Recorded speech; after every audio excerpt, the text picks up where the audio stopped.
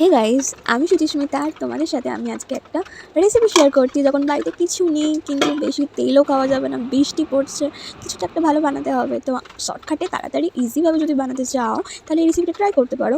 আমি একদম ভাতের সাথে আলু আর ডিমগুলোকে সেদ্ধ করে নিই। তারপর ননস্টিকের প্যানে আমি আলুগুলোকে ভেজে নেবো। তেলটা একটু গরম হয়ে আসলেই আমি আলুগুলোকে দেবো, সেদ্ধ করা আলু, সেগুলোকে আমি একটুখানি ফ্রাই করে নেবো। দেন আমি এখানে পেঁয়াজ দেবো। পেঁয়াজটাকেও আমি ফ্রাই করে নেবো। যেহেতু আমি কম তেলে করতে চাইছি, তাই আমার কাছে এই ননস্টিকের প্যানটাই অ্যাভেলেবেল ছিল। তো যেমন কথা তেমন কাজ।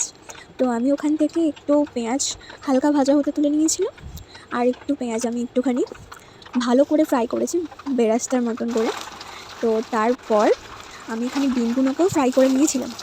ওকে, আর যেটা বললাম পেঁয়াজ, তো দেখে নাও। তো এরপর আমি শিফট করবো কড়াতে। তো তার মধ্যে আমি ওই যেটা তুলে রাখছি পেঁয়াজটা, ওটা আমি অ্যাড করে দেবো।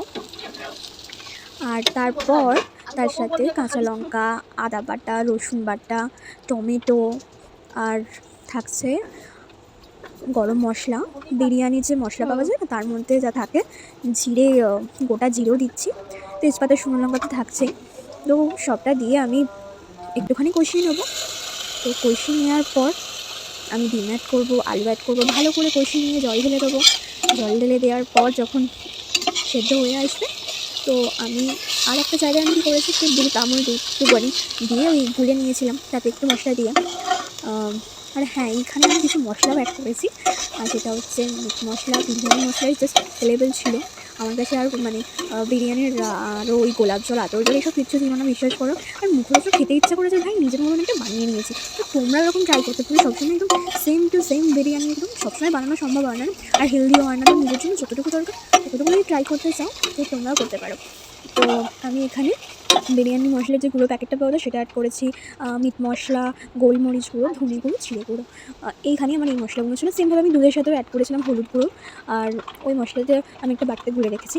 তো সেম আমার এটা হয়ে যাওয়ার পর আমি যে রাইসটা করে রেখেছিলাম, এখানে কিন্তু আমি ঘরের যে আমরা রেগুলার রাইস খাই সেটাই আমি অ্যাড করেছি, আমি এখানে কোনো বাসমতি রাইস অ্যাড করিনি। তো সেমভাবে পাট পাট করে আমি একটু ঝোল দিচ্ছি, একটু ডিম আলু এরকম করে রাইস দিয়ে পুরোটা আমি ফ্রাইং প্যানের ওপর বসিয়ে দিয়েছিলাম। 15 মিনিট একটু মিডিয়াম টু হাই ফ্লেমে আমি ওটাকে দমে রেখেছিলাম। রাখার পর আমার বিরিয়ানি রেডি। ভাই হেভি খেতে হয়েছে, যাই বলো। আর দাঁড়াও কটা জিনিস বলতেই ভুলে গেছি। নুন, আর আমি মানে ঝাল ওই একদম কাশ্মীরি লঙ্কা গুঁড়ো ছাড়া অন্য লঙ্কা গুঁড়ো ভাই দিতে পারি না, কিন্তু ঠিক আছে, মানে খেতে পারি না, তাই এইগুলো কিন্তু দিয়েছিলাম। আর ঘি অ্যাড করেছিলাম। আর এটা তোমরা বানিয়ে কিন্তু ট্রাই করে বলো কেমন লাগছে খেতে। বলবে কিন্তু অবশ্যই। ওইগুলো মিস করে গেছিলাম, নুন কিন্তু অবশ্যই দিও, নাহলে পুরো একদম বরবাদ হয়ে যাবে। ওকে, টাটা।